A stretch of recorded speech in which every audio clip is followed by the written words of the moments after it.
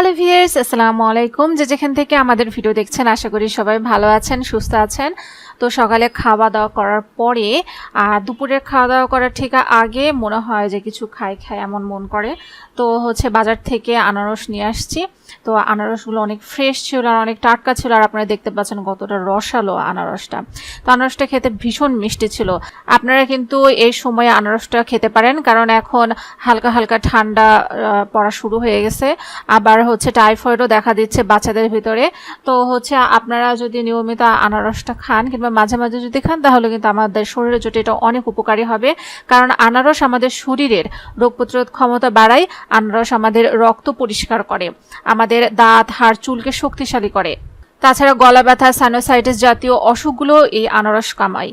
তাই আপনারা চেষ্টা করবেন মাঝে মাঝেই আনারস খাওয়া, নিয়মিত খেতে পারলে তো আরও অনেক ভালো।